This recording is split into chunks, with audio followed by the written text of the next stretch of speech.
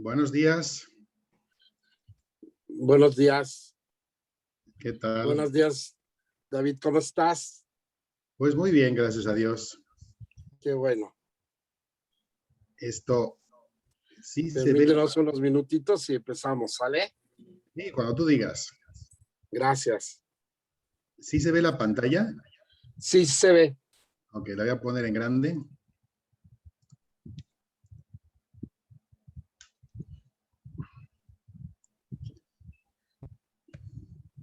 Recording in progress. Te pongo como conclusión. Pues si gustas, para dar un mensaje al principio.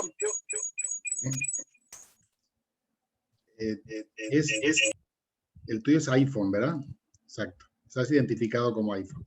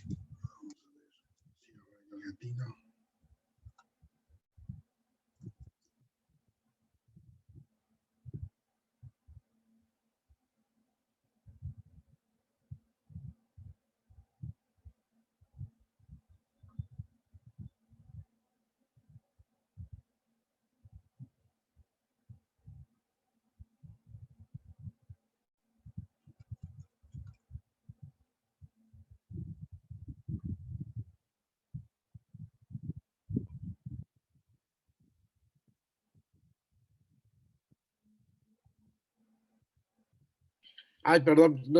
Estoy por José Luis Rodríguez. Ok. ¿Sí ya me encontraste? No, estaba buscando justamente eso. A ver, espérate. Te pongo José Luis Rodríguez. Ya cambiaste. Sí, disculpa. Nada. Ya estás. Muy bien. ¿Qué tal? Buenos días. Buenos días a todos.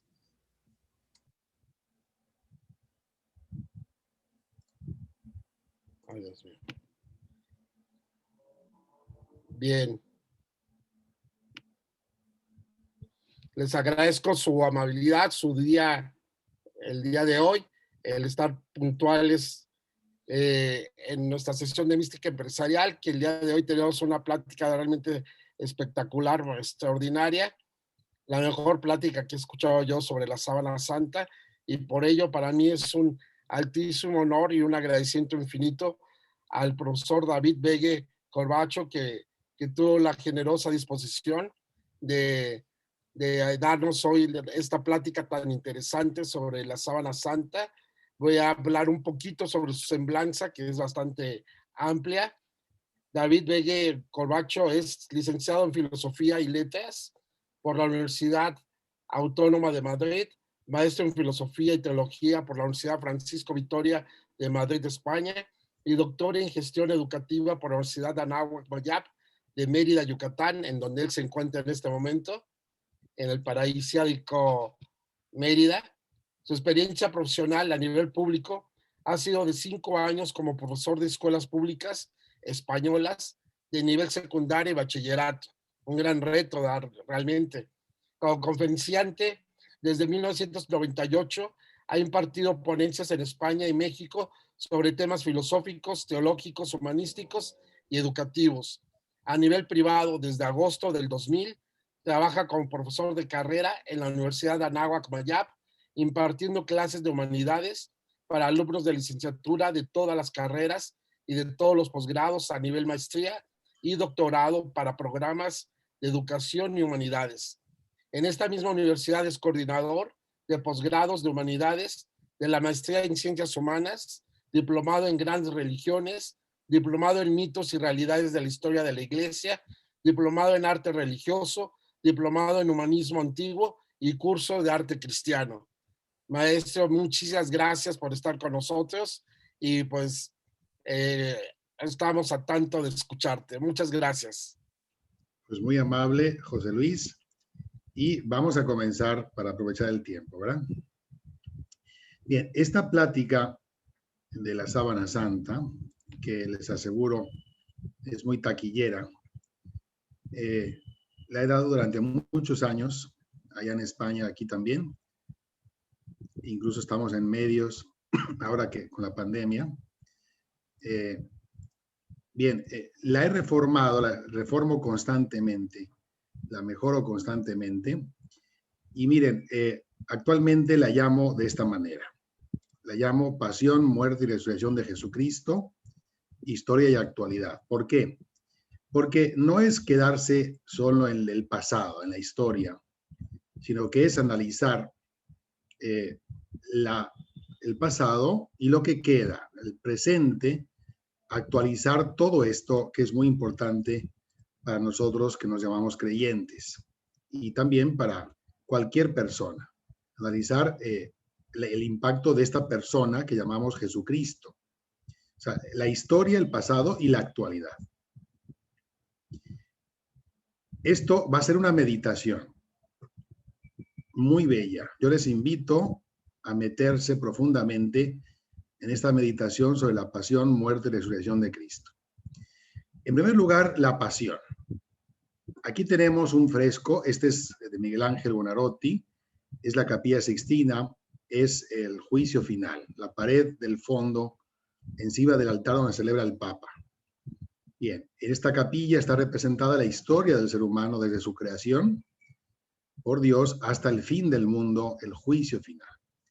La pasión, aquí arriba aparece la cruz de Cristo, donde él murió, la corona de espinas, los clavos, la columna de la flagelación. La pasión es la causa de nuestra salvación. Claro, las personas que acepten la pasión de Cristo, que crean en él y lo sigan, se conviertan. Bien, en la parte del medio están los del purgatorio, en la parte de abajo están los condenados, el fuego del infierno, Caronte, el barquero, desembarcando a los condenados en el infierno. Y aquí hay una secuencia medieval muy famosa, Dies Irae, el día de la ira, el día del juicio final, que dice: acuérdate, Jesús misericordioso, que yo soy la causa de tu pasión. No me condenes en el día del juicio. Buscándome te sentaste cansado, me redimiste muriendo en la cruz. Que no quede sin fruto un sufrimiento tan grande. Esto le pedimos. Bien, vamos a ir recorriendo uno a uno los principales momentos de la pasión, muerte y resurrección de Cristo. En primer lugar, la última cena. Dice el Evangelio de San Lucas en 22:14. Llegada la hora, Jesús se sentó a la mesa con los apóstoles. Y aquí tenemos que se conserva, en la actualidad, se conservan los manteles. Hubo 2 manteles que se usaron en la última cena. ¿Ok?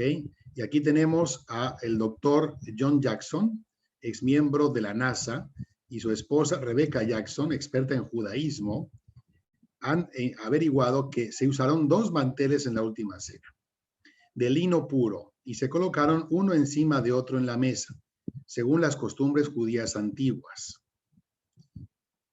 Fíjense, el primero, sobre el que se ponían los alimentos, en la mesa, el más bonito, se ponía encima de la mesa para los alimentos. Se conserva en la Catedral de Coria, en Cáceres, en España, y tiene manchas del vino que tomaron en la última cena. Y el otro se colocó encima para tapar la comida y evitar que cayera arena. Están ahí en Jerusalén, en una zona desértica, y que fueran contaminados también los alimentos por insectos. El mantel de arriba es la sábana santa de Turín, que después se usó para cubrir, envolver el cuerpo muerto de Cristo en el sepulcro. ¿Okay? De esta manera, el mantel de abajo, que se conserva en la Catedral de Coria, con las manchas de vino, y la sábana santa, que después tendría las huellas del cuerpo de Cristo en la resurrección. El mantel de Coria se conserva en el Museo de la Catedral, está extendido, algo roto, y el profesor Jackson y su equipo lo analizaron con aparatos de luz infrarroja y ultravioleta. Aquí están las manchas del vino que se usó en la última cena. Está bordado con índigo. Es una planta que crece en Asia, en Europa no se da, y que tiene un tinte azul. Está coloreado, bordado y coloreado de azul índigo. Bien, este fue el mantel que se usó encima de la mesa. Bien. Evangelio de Juan 13:34. Dice Jesús en la última cena: un mandamiento nuevo les doy, que se amen los unos a los otros como yo los he amado. El cristianismo es la religión del amor. Y aquí, en este momento tan importante, Jesús nos mandó amar como Él nos ama, es decir, hasta dar la vida por los demás, como Él lo hizo.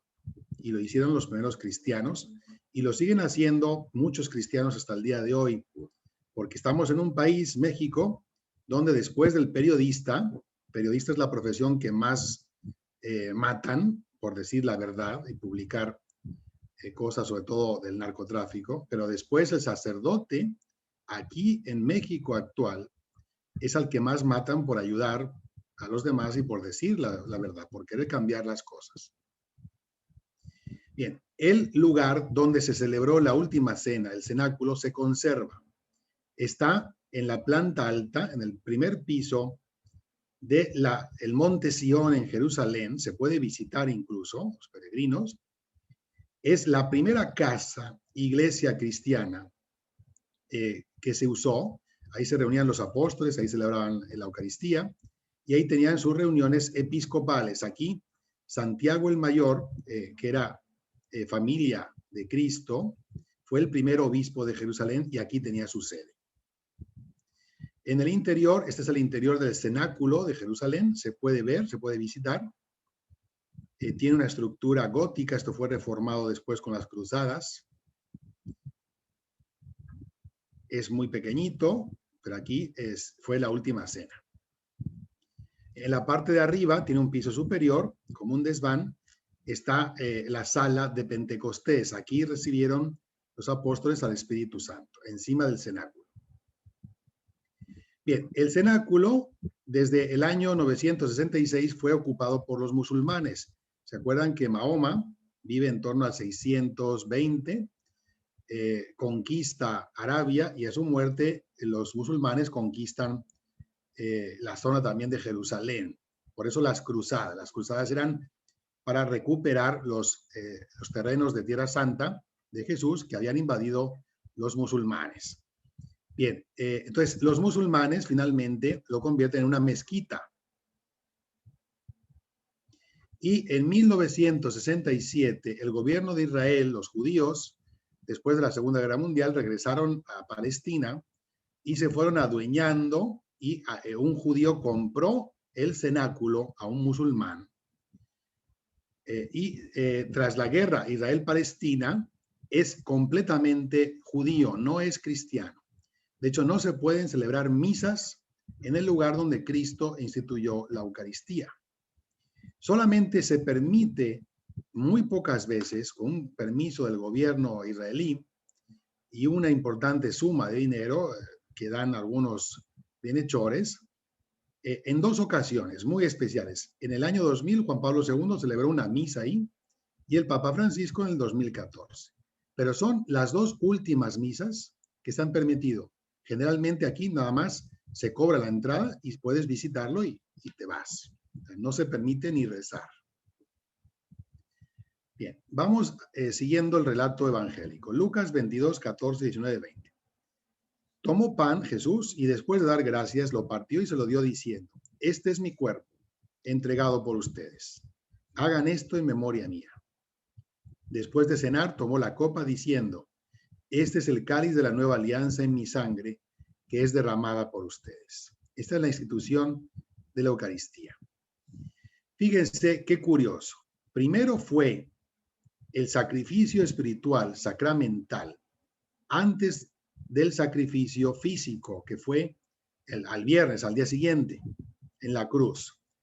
¿Esto qué quiere decir? Que para Dios es más importante el espíritu va primero Entonces Cristo se ofrece su cuerpo y su sangre a los apóstoles para unirse a ellos y salvar en la cruz los pecados del mundo. O sea, primero es lo espiritual o sacramental y después es lo físico para Dios. Un documento del Vaticano II, de la Iglesia, en Lumen Gentium, número 11, dice: la Eucaristía es fuente y cima de toda la vida cristiana. ¿Esto qué quiere decir? Que la Eucaristía, la comunión, es el acto más sagrado que podemos hacer en el mundo, ¿sí? Porque es que Dios viene. De hecho, es el tesoro más grande que Dios nos ha dado a los hombres. Y eso que Dios nos ha dado muchas cosas, nos ha dado la vida, la familia, nos ha dado la fe, nos ha dado su palabra en la Biblia, nos ha dado a su mamá, la Virgen María, nos ha dado a su esposa, la iglesia. Pero la Eucaristía es el tesoro más grande porque es Él mismo, es Dios mismo, en cuerpo, sangre, alma y divinidad. Está con nosotros, Él cumple su palabra. Yo estaré con ustedes todos los días hasta el fin del mundo. Por eso, el tesoro más grande que tenemos en la iglesia es la comunión, y el acto más sagrado que podemos hacer en la tierra es comulgar, es comer a Dios. Somos la única religión del mundo que se come a Dios literalmente, ¿sí? Y Jesús lo dice: el que come mi carne y bebe mi sangre tiene la vida eterna y yo lo resucitaré en el último día. O sea, yo soy verdadera comida y soy verdadera bebida. O sea, Él quiere que lo comamos y lo bebamos. ¿Para qué? Para fundirse con nosotros como la comida y darnos la vida, pero una vida eterna. Por lo tanto, te estás uniendo a Dios en la comunión. Bien, Él dice: yo estaré con ustedes todos los días hasta el fin del mundo, Mateo 28:20. Y lo cumple porque Él es Dios. Él no puede engañarnos, no puede decir mentira. Por eso creemos en Dios, porque es la máxima autoridad. ¿Cómo sabemos que es verdad que Él se queda con nosotros para siempre? A través de los milagros eucarísticos. Miren, ha habido en la historia alrededor de 500 milagros donde la hostia se convierte en carne humana y el vino se convierte en sangre humana de un hombre vivo fuera de un cuerpo. Por ejemplo, en el año 700, en el pueblito de Lanciano, en Italia, sucedió el milagro eucarístico más investigado de toda la historia. Fíjense, en Lanciano la carne es de color beige, mide 6 centímetros de diámetro, es tejido compuesto de microcélulas longitudinales estriadas con bifurcaciones, y la sangre de color rojo oscuro se conserva en estado de coagulación entre sólido y líquido en 5 glóbulos de diversos tamaños y formas. En los años 1970 y 81, dos doctores, el doctor Odoardo Linoli de Arezzo en Italia, el profesor Ruggero Bertelli de Siena, analizaron durante 15 meses el milagro, realizando un total de 500 exámenes diferentes científicos, y obtuvieron las siguientes conclusiones.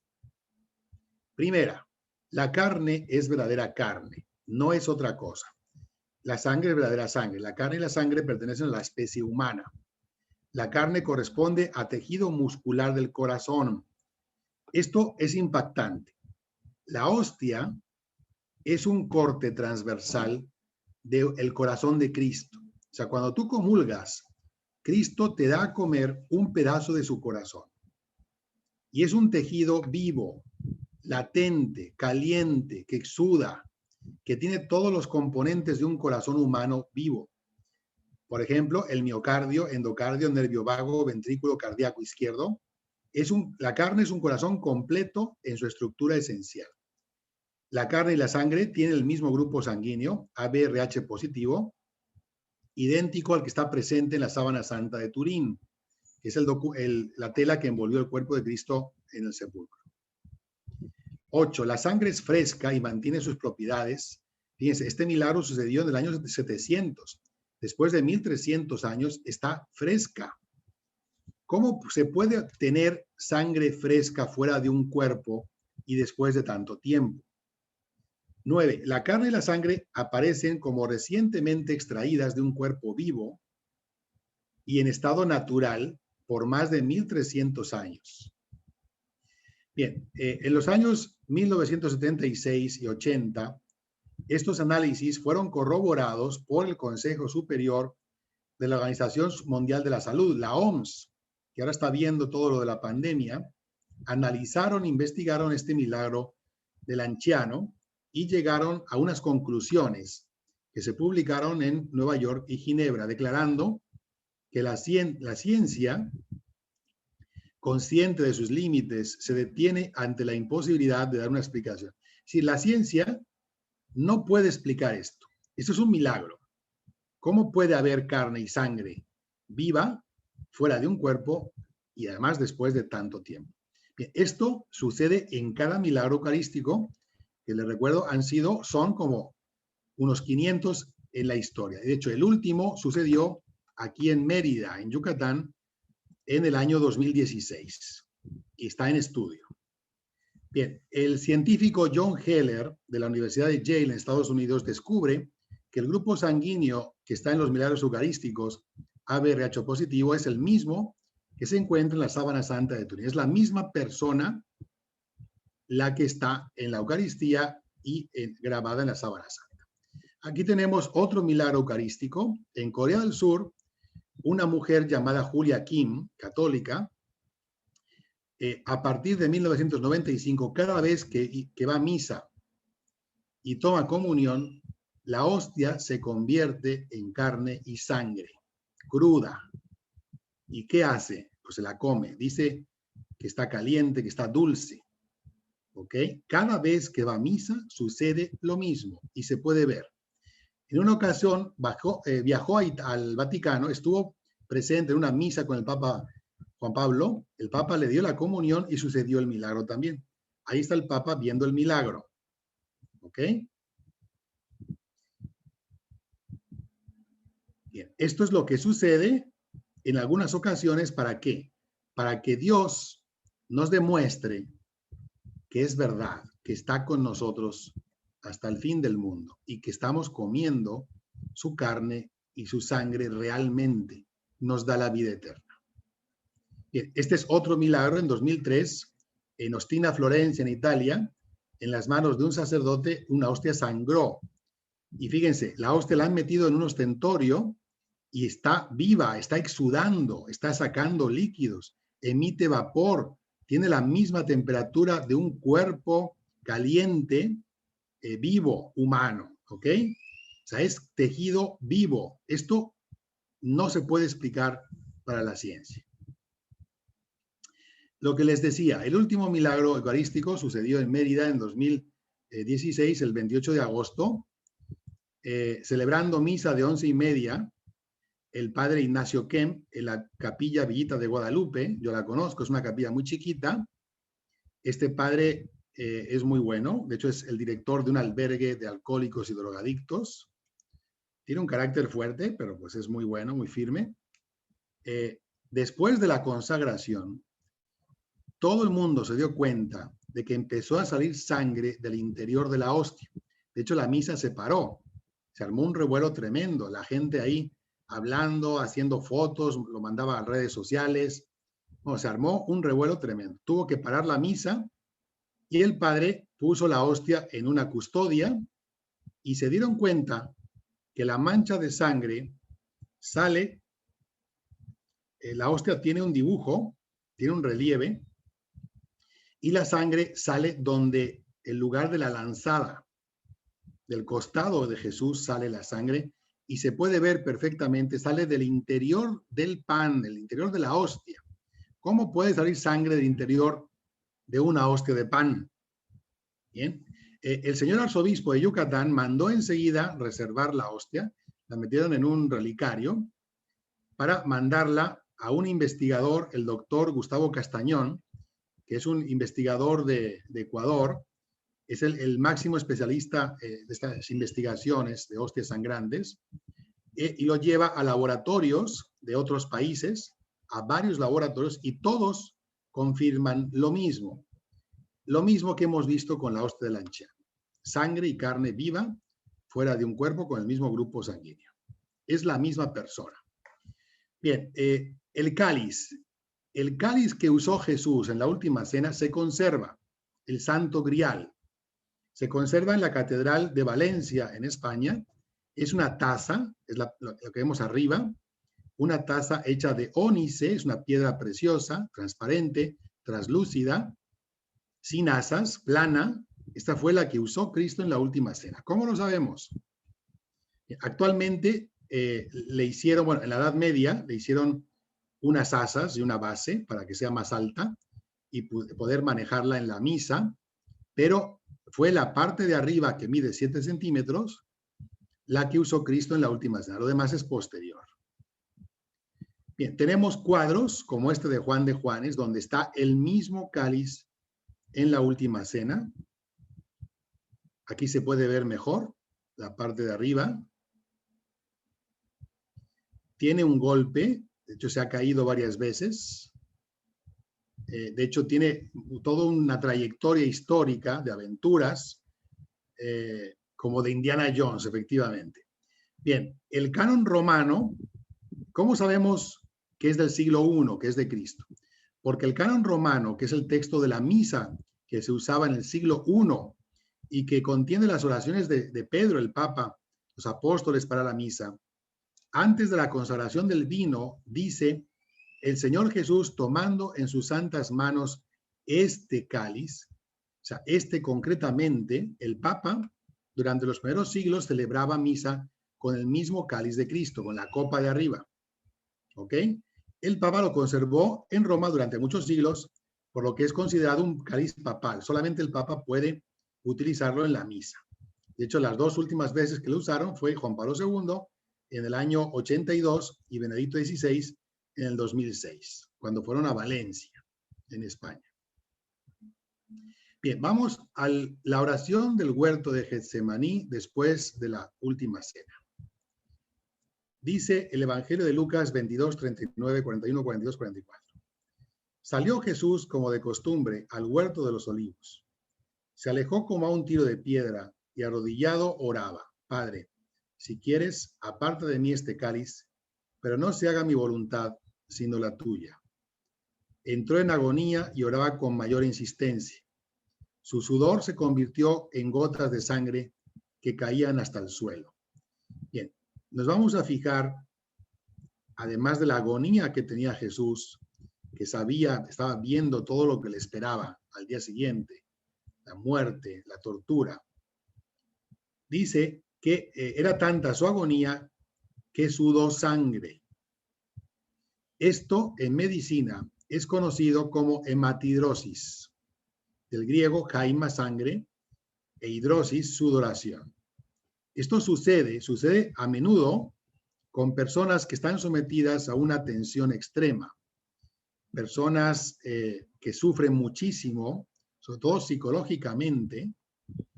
Se le rompen las venas capilares superficiales y la sangre se mezcla con el sudor y aflora. Esta es una foto real de una persona actual que suda sangre. O sea, pero tiene que estar sometido a una tensión, a un estrés, a un sufrimiento, sobre todo psicológico, muy fuerte.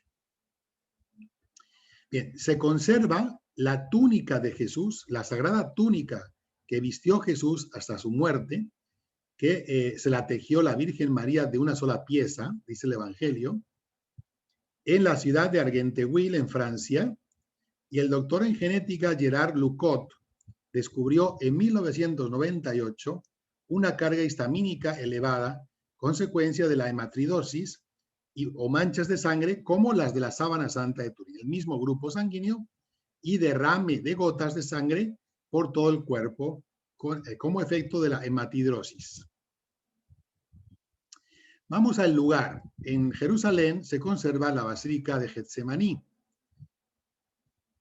y se conservan los olivos que vieron a Jesús esa noche, olivos milenarios. Se puede visitar, se puede rezar allá y asistir a misa y adoración eucarística en la noche. De hecho, esta es la roca de la agonía donde estuvo Jesús tirado en el suelo, rezando, y aquí se conservan gotas de sangre de Jesús en esa noche, que derramó por la hematidrosis. Evangelio de Lucas 22, 47, 48. Llegó un grupo encabezado por Judas, uno de los 12. Se acercó a Jesús y lo besó. Jesús le dijo: Judas, ¿con un beso entregas al Hijo del Hombre? Fíjense, Jesús le dice hasta el final, lo reclama para que él se arrepienta. Judas no se arrepiente, se ahorca. Se conserva la gruta del prendimiento. Aquí estaría Jesús rezando, y en este lugar, que hoy es una capilla, aquí lo apresaron. Las negaciones de Pedro y el juicio del Sanedrín. Lucas 22, 54, 60. Lo llevaron a la casa del sumo sacerdote. Pedro lo seguía a distancia.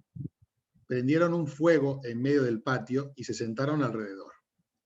Pedro también se sentó entre ellos. Una muchacha de la casa lo vio y después de mirarlo dijo: Este también estaba con él. Pero él lo negó diciendo: Mujer, yo no lo conozco. Todavía estaba hablando cuando un gallo cantó. Pedro, que en la última cena aseguró que jamás, que él iba a morir por Cristo, cuando Jesús anunció que uno de ellos le iba a entregar, Pedro: no, yo no. Ah, no, pues esta noche, antes de que cante el gallo, me negarás 3 veces. No, que no, que no. Bien, ese es Pedro. Pedro, un bocón, un apasionado, como muchos, que promete lo que no da. Lloró toda su vida su pecado, sus negaciones. Dicen que tenía en la cara, tenía 2 surcos de tanto llorar, que todos los días lloraba esas negaciones, esa traición, y tenía surcos de tanto llorar, San Pedro. Pero se arrepintió. Fíjense, ¿cuál es la diferencia entre Judas, que no se arrepiente, se ahorca, y Pedro, que regresa? Y Jesús le pregunta otras 3 veces: ¿me amas? Se entristece y dice que sí, tú sabes todo, tú sabes que te quiero. Apacienta mis corderos. O sea, Jesús lo elige papa. Jesús elige al más pecador, al más bocón, lo elige de papa. ¿Por qué? Para mandarnos un mensaje. La iglesia no es el grupo de los perfectos, de los intachables, de los orgullosos. La iglesia es el grupo de los pecadores arrepentidos como Pedro. Y todos somos pecadores. Se conserva el patio en Jerusalén de la casa de Caifás, donde Pedro negó a Jesús en este lugar. Se conserva el lugar donde metieron a Jesús prisionero antes del Sanedrín. Estaban dormidos los jueces judíos, los sanedritas, y hasta que se levantaron estaba prohibido celebrar juicio antes del amanecer. Aquí metieron en un aljibe encadenado a Jesús. Lucas 22, 66, 71. Cuando amaneció, se reunieron los jefes de los judíos ante el Sanedrín. Interrogaron a Jesús: ¿eres tú el Hijo de Dios? Él respondió: yo soy. Ellos dijeron: nosotros mismos lo hemos oído de su boca. Reo es de muerte. Fíjense, los judíos sabían, no se puede decir que no, los judíos sabían que Jesús era el Mesías. ¿Por qué? Porque hacía milagros que nadie nunca había hecho, como resucitar muertos, como devolver la vista a un ciego de nacimiento. Lo sabían. De hecho, en el Evangelio de Juan, después de resucitar a Lázaro, algunos fariseos que vieron la resurrección se fueron corriendo a Caifás, al sumo sacerdote, y le dijeron: Caifás, hay que matar a este hombre porque está haciendo muchos milagros y la gente se va con él. Acaban de ver una resurrección y van a Caifás a pedirle su muerte porque está haciendo muchos milagros y la gente se va a ir con él. Por lo tanto, lo sabían. Y no nos hagamos tontos. También nosotros sabemos que Cristo es Dios y aún así lo traicionamos. O sea, todos somos pecadores y todos matamos a Cristo con el pecado. El juicio ante Poncio Pilato. Juan 18, 28, 33. Llevaron a Jesús de la casa de Caifás al tribunal del gobernador romano. Entró en el pretorio, Pilato llamó a Jesús y le preguntó, ¿eres tú el rey de los judíos? Bien, los judíos llevaron a Jesús con la autoridad romana porque Israel estaba invadida por Roma, no podían ellos matar, y los judíos querían matar a Jesús. Pilato sabía que se le habían entregado por envidia, lo dice el Evangelio, pero lo interroga, ¿es verdad lo que dicen, que tú eres el rey de los judíos? Jesús responde, Juan 18, 36, mi reino no es de este mundo. Si mi reino fuese de este mundo, mi gente habría combatido para que no fuese entregado a los judíos, pero mi reino no es de aquí. Entonces Pilato se relajó. O sea, este está diciendo que no es un rival político, ¿sí? No me va a sublevar a la gente, sino que es un líder espiritual. A partir de ese momento, Pilato lo intentó salvar, pero no lo dejaron. Esta es una reconstrucción del pretorio donde vivía Pilatos y de la fortaleza Antonia donde fue juzgado y flagelado Cristo. Esto ya no existe, existen ruinas. Evangelio de Lucas 23 y Mateo 27. Nada ha hecho Jesús que merezca la muerte, dice Pilato. Así que después de castigarlo, lo soltaré. Bien, esto Pilato, sabiendo que se lo habían entregado por envidia, lo manda a azotar como un castigo para ver si con ese castigo se calman. Y después lo soltará. No lo quería matar. Y dice, los soldados romanos llevaron a Jesús al patio del palacio y reunieron a toda la tropa en torno a él. Le quitaron sus vestidos y le pusieron una capa de soldado de color rojo. Después le colocaron en la cabeza una corona que habían trenzado con espinos y en la mano derecha le pusieron una caña. Doblaban la rodilla ante Jesús y se burlaban de él diciendo, ¡viva el rey de los judíos! Le escupían en la cara y con la caña le golpeaban en la cabeza. Este es el patio del pretorio donde fue flagelado Jesús, rodeado por una corte, unos 300 soldados que se burlaron de Jesús porque, como era el rey de los judíos, era el rey de los enemigos, entonces había que darle un castigo ejemplar. Jesús se sabe por la sábana santa que fue flagelado encima de una columna de 1 metro de altura por 2 personas. El de la derecha era más alto y el de la izquierda más bajo, por la orientación de los golpes que se ven en la sábana santa.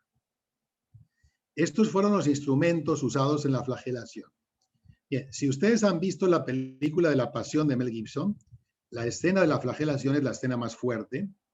Hay mucha gente que no la aguanta, que se salió del cine o apagan la tele porque no la aguantan, no la quieren ver. Pero según los especialistas de la sábana santa, lo que se ve en la película de la Pasión no fue ni el 40% de lo que le hicieron realmente a Jesús. Primero usaron el flagrum, un bastón de madera con 2 cuerdas de cuero, con bolitas de plomo en sentido horizontal. Estas bolitas, cuando se encajaban en la piel, la abrían haciendo heridas superficiales que sacaban mucha sangre, pero no le causaban mucho dolor a Jesús. Era más bien aparente. El segundo, el flagellum, era el destructivo. Este era brutal. Tenía las bolitas en sentido vertical y 3 hilos de cuero.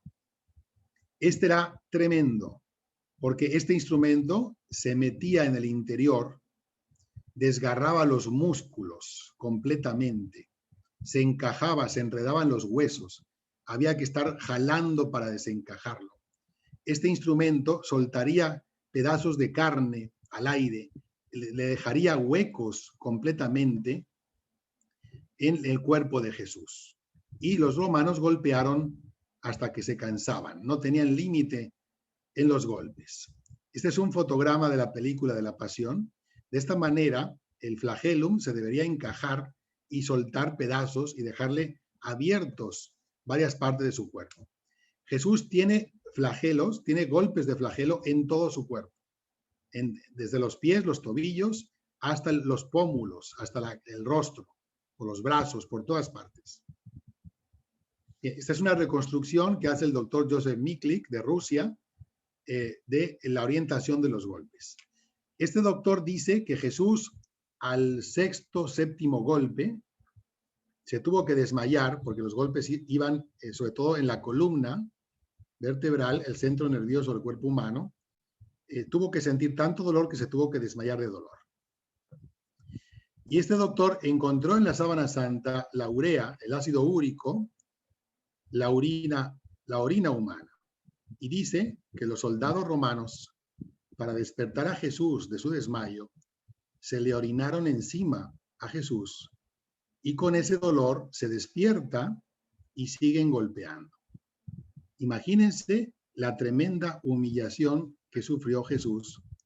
Además, Jesús no tenía nada, estaba completamente desnudo. No tenía ninguna tela para cubrirle en la flagelación. Se ve por los golpes, tiene golpes en los glúteos, en las ingles, en todas partes. Esta es la columna de flagelación que usaron para flagelarlo. Se conserva en el Santo Sepulcro de Jerusalén, de 1 metro de altura.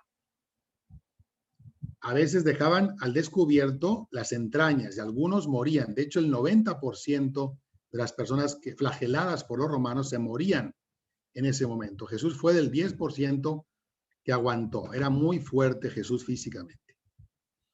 Más o menos tuvo que quedar de esta manera. Yo creo que mucho peor.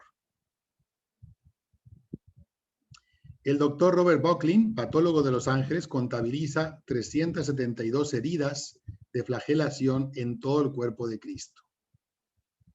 Esta es una escultura que también representa cómo quedaría su espalda. El cabello Jesús lo tenía recogido en la parte de atrás, por delante lo tenía suelto, pero en la parte de atrás tenía una coleta y se ve perfectamente en la sábana santa. La corona de espinas no eran 2, 3 hilitos enredados, sino que era un casco que rodeaba completamente la cabeza. Con una especie, la especie de espino que se da en Jerusalén, se llama Sisyphus vulgaris.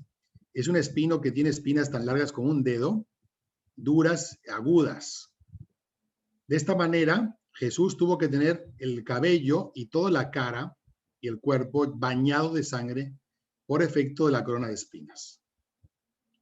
La corona de espinas se conserva en la Catedral de Notre Dame de París, que la están reconstruyendo, y se conservó a pesar del incendio, se salvó. Está dentro de un tubo de vidrio. Aquí se pueden ver las espinas. Y la corona, los tallos de la corona. 2 espinas también se conservan en la Basílica de Santa Cruz en Jerusalén, donde un servidor he estado visitándola. El doctor Sebastiano Rodante de la Universidad de Siracusa, en Italia, contabilizó 32 heridas de espinas solo en la cabeza. ¿Ok? Esta espina, hubo una espina que se le clavó especialmente profunda en la frente, que tiene forma de 3 invertido. Esa se cree, los médicos creen, que como le golpeaban la cabeza con una caña, con la caña le encajaron una espina más profunda en la frente y el reguero se refiere a esa espina más encajada. También los médicos hacen un examen médico forense sobre las heridas que tiene Jesús en la cara.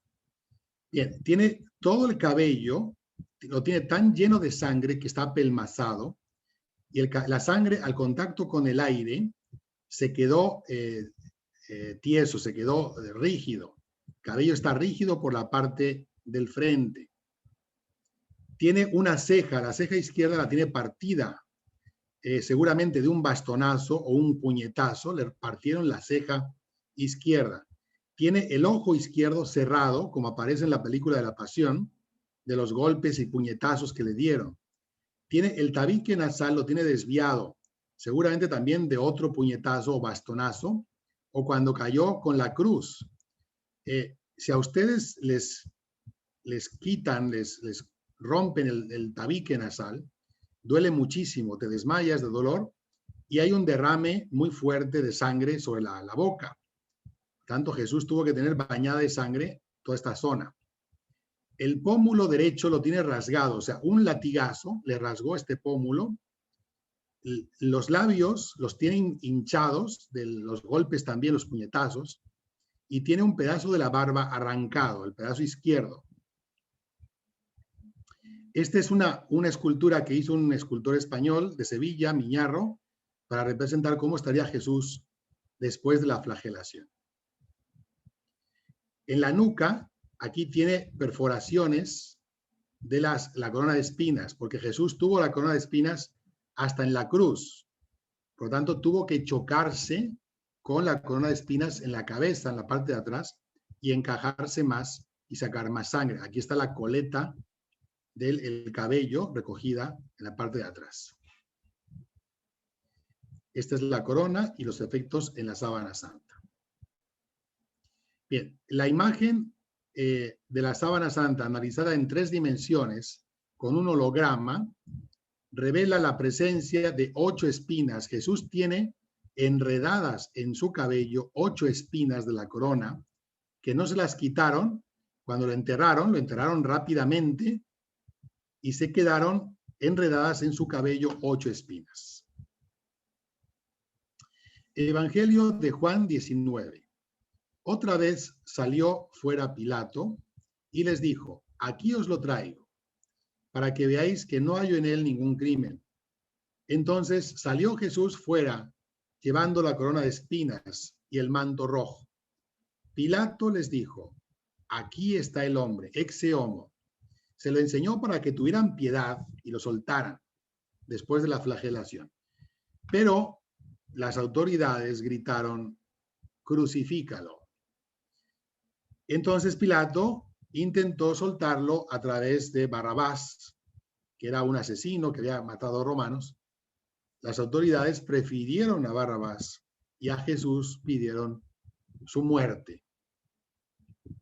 Esta es una representación de cómo quedaría el cuerpo de Cristo después de la flagelación. Y este es el lugar que se conserva donde Jesús subió por las escaleras del patio donde fue flagelado, arriba al balcón donde Pilatos lo presentó al pueblo. Ese es el pretorio. Bien, aquí había una escalera, esta es una escalera posterior.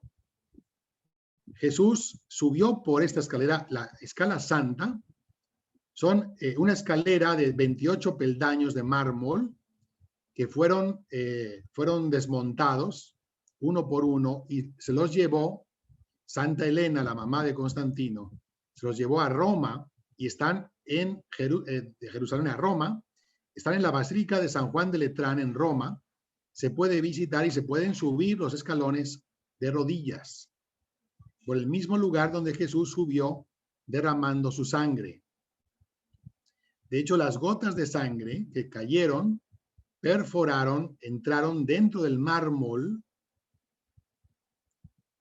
y se conservan, están señaladas con cruces y con una celda donde se puede ver cómo perforó la sangre el mármol. Bien, vamos al Via Crucis, el camino de la cruz, Mateo 27. Después le quitaron la capa de soldado, le pusieron de nuevo sus ropas y lo llevaron a crucificar. Pilato, sabiendo que era inocente, se lavó las manos, echando toda la culpa a los judíos, y los judíos dijeron: caiga su sangre sobre nosotros y nuestros hijos. Bien, por lo tanto, se lo entregó para que lo crucificara. A Jesús, teniendo todo su cuerpo llagado, lleno de sangre, le pusieron sus vestiduras, su túnica, y lo llevaron, lo cargaron con la cruz. Bien, Jesús estaba muy débil a consecuencia de la pérdida de sangre. De hecho, los médicos dicen que la primera causa de la muerte de Jesús fue la pérdida de sangre que tuvo en la flagelación y también en el huerto de los olivos, en Getsemaní, cuando sudó sangre. Y que no durmió, no comió, estaba debilitado. Este es el camino del Via Crucis. Si tú vas a Tierra Santa, puedes recorrer el Via Crucis, están las estaciones, se sale de aquí, que esta era la puerta del palacio de Pilatos, puedes agarrar una cruz y hacer 2 kilómetros que Jesús recorrió con la cruz. Ese es su inicio. De hecho, se llama la Vía Dolorosa. Bien, Jesús no llevó toda la cruz, se sabe. El palo vertical estaba siempre clavado en el mismo lugar, no se movía. De hecho, los romanos inventaron la cruz como un castigo a los enemigos de Roma. Los romanos crucificaban todos los días a miles de personas en todo el Imperio Romano. Los ladrones, asesinos, los enemigos de Roma. Era como un escarmiento por oponerse a Roma, al sistema. Para ellos Jesús fue un fanático religioso, ¿ok? El rey de los judíos. Entonces era el reo más importante, iba al final, solamente llevaban el palo horizontal, se calcula que solo el palo horizontal pesaría unos 80 kilos. Si ustedes han cargado un saco de cemento pesa 50 kilos. Yo lo he cargado varias veces y apenas puedo un minuto con él, se me cae. Imagínense 80 kilos después de la flagelación. Jesús no podía. Iba amarrado completamente y si él se caía al suelo, se caían todos. Iban amarrados. Por lo tanto, Jesús tuvo que caer varias veces al suelo sin poder poner las manos. Se caía directamente la cruz, 80 kilos sobre su cuerpo. Llegando al Calvario, el palo horizontal se encajaba directamente sobre el vertical y arriba se ponía un letrero con el nombre del reo condenado. Y se ponía como una cuña de madera para sujetar sus pies. Bien, de esta manera Jesús tuvo que caer sin poner las manos sobre su rostro, sobre su cuerpo, y ahí quizá se quebró la nariz, se golpeó el rostro.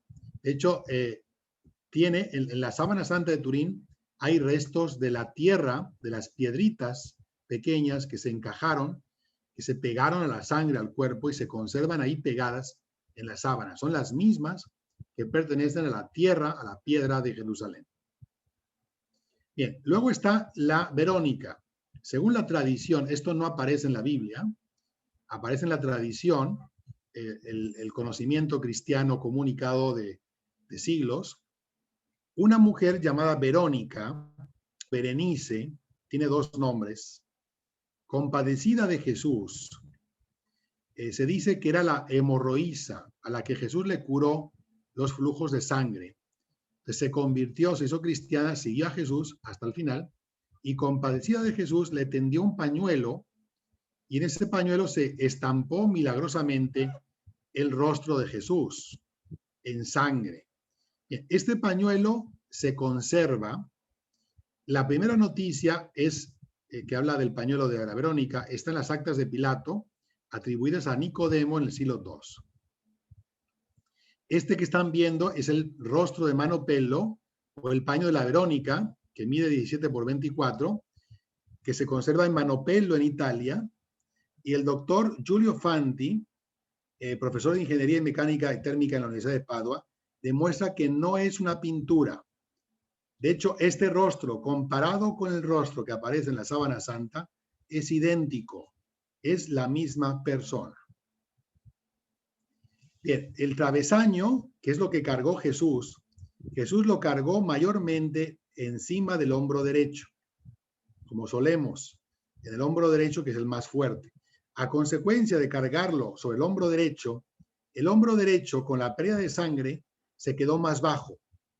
En la sábana santa, el hombro derecho está más bajo que el izquierdo por cargar la cruz encima del derecho. Bien, Evangelio de Mateo 27. Por el camino se encontraron con un hombre de Cirene llamado Simón y le obligaron a cargar con la cruz de Jesús. Jesús no podía con la cruz, se tuvo que caer mínimo 3 veces, como dice el Via Crucis, y Simón de Cirene le obligaron a cargar la cruz con Jesús, a ayudar. Simón de Cirene es símbolo del cristiano que ayuda a cargar la cruz a Cristo con su dolor. Bien, llega Jesús al Calvario y allí lo crucifican y muere. Mateo 27. Cuando llegaron al lugar llamado Gólgota, o sea, calavera, le dieron a beber vino mezclado con hiel, que era para quitar el dolor. Jesús lo probó, pero no lo quiso beber. Allí lo crucificaron y después se repartieron entre ellos la ropa de Jesús, echándola a suertes. Bien, imagínense el tremendo dolor de Jesús cuando le quitaron sus vestiduras, vestiduras que estaban pegadas a su cuerpo, a sus heridas, y al despegarlas volvió el río de sangre. Otra causa de la muerte de Jesús, pérdida de sangre por esta separación de telas. Y además le clavan en las muñecas, no en las palmas. Esto fue un descubrimiento en la sábana santa. A Jesús no le clavaron los clavos en la palma, sino en las muñecas. ¿Por qué? Se encontró un tratado romano, de Vitruvio, un autor romano, que describe cómo se hace la crucifixión romana, en la muñeca, no en la palma. ¿Por qué? Bien, los científicos se sorprendieron porque el clavo aparece claramente en la muñeca, no en la palma. De hecho, el doctor Pierre Barbet de la Sorbona de París crucificó cadáveres para darse cuenta que si tú encajas un clavo en la palma no hay nada que retenga el peso del cuerpo, se desgarra y se caen los cadáveres. Pero tuvo que crucificar cadáveres para comprobarlo. Y después encajó el clavo por la muñeca y se dio cuenta de otro fenómeno. Fíjense, ¿cuántos dedos tiene Jesús? ¿Cuántos dedos ven? Son 4, no tiene pulgares. En las 2 manos no hay pulgares. Entonces, en principio, el doctor Barbet pensó que le habían arrancado los pulgares, porque no tiene pulgares. Pero no, cuando el doctor Barbet encajó el clavo en los cadáveres por la muñeca, se dio cuenta que al meter el clavo en la muñeca tiene tendones. Los tendones repliegan, esconden el dedo pulgar dentro de la palma. Pero tuvo que crucificar cadáveres para comprobar esto.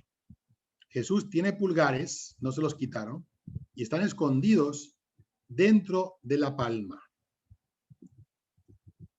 De hecho, Rubens, un pintor holandés, pinta a Jesús con los clavos en la muñeca. Este es un clavo romano que se encontró, semejante a este, fíjense qué largo, para atravesar el madero y después retorcerlo para que no se salga, entre 20 y 25 centímetros de longitud. Bien, aquí están, que no se ven los pulgares. ¿Ok? Este sería cómo lo hicieron y cómo se ve en la sábana santa. Este es el punto exacto donde metieron el clavo, que en medicina se llama espacio de Destot, donde pasan los tendones y pasa un nervio muy importante, muy grande, es el nervio mediano, por el carpo. Bien, los doctores dicen que Jesús se tuvo que desmayar de dolor cuando le encajaron el clavo en las muñecas, porque este nervio es muy grande. Más aún, cualquier movimiento, si Jesús se movía un poco en las muñecas, se volvía a desmayar de dolor. O un soplo de viento era capaz de desmayarlo de dolor. Por lo tanto, fíjense, Jesús es una radiografía que demuestra que en la sábana santa, cuando Jesús resucitó, salió una luz del interior de su cuerpo que dejó grabadas sus huesos. Se pueden contar sus huesos en la sábana santa, como dice la Biblia. Bien, este es el lugar del clavo de los pies. Pero esta fotografía no es real. Jesús no tuvo la cuña de madera debajo de los pies. A Jesús tenían que matarlo rápidamente porque el día siguiente era la Pascua. Era la fiesta más importante de los judíos, el sábado de Pascua. Por lo tanto, a Jesús no le pusieron este peldaño de madera. Estuvo directamente 80 kilos de peso de su cuerpo, que se calcula, en los huesos, con un dolor terrible en sus pies. Se sabe que Jesús estuvo 3 horas vivo en la cruz. De hecho, cuando murió, Pilato se sorprendió de que murió tan rápido, porque generalmente los crucificados por los romanos podían vivir días y semanas. ¿Pero por qué? Porque tenían ese peldaño, tenían ese pedazo de madera para sujetarse. Jesús no tuvo ese peldaño y eso causó, entre otras cosas, su muerte. ¿Por qué? Porque si no hay nada donde apoyarse, además del dolor de los pies, por ejemplo, si tú te subes a una barra y te agarras de una barra, estiras los brazos, te vas muriendo de asfixia. Los crucificados se morían finalmente de asfixia porque el diafragma oprime los pulmones y le va faltando el aire. De manera que Jesús estuvo 3 horas asfixiándose, se desmayaba de dolor, movía las muñecas. Esta es una representación que hace el doctor Pierre Barbet de la Sorbona, el que crucificó cadáveres, para representar cómo estaría Jesús en la cruz. Ese es el letrero que tuvo Jesús, que se conserva en hebreo, en latín y en griego. Jesús Nazareno, el rey de los judíos. Está en Roma, en la Basílica de la Santa Cruz. Ese es el doctor Pierre Barbet de la Universidad de París, crucificando incluso voluntarios que se ofrecieron para estudiar los movimientos de Cristo en la cruz. Y el doctor Freddy Sugibe de Nueva York también es el último que lo ha hecho, con voluntarios. Se saben los movimientos que tuvo Jesús en la cruz. Tenía principalmente 4 movimientos. Jesús se desmayaba de dolor, estaba agachado, se despertaba, hacía un esfuerzo tremendo en los pies para levantarse y también en la muñeca de los clavos, se volvía a desmayar de tanto dolor y así estuvo 3 horas desmayándose, despertándose y haciendo el esfuerzo por respirar, porque él se moría de asfixia. Y además de respirar, estos son los movimientos de las muñecas, y la sangre, los derrames de la sangre dependen de los movimientos de las muñecas. Está todo muy estudiado. Se sabe que Jesús habló 7 veces. Además, un esfuerzo tremendo por hablar. Lucas 23. Padre, perdónalos porque no saben lo que hacen. Esta frase tuvo que dejar a los judíos y a los romanos con la boca abierta.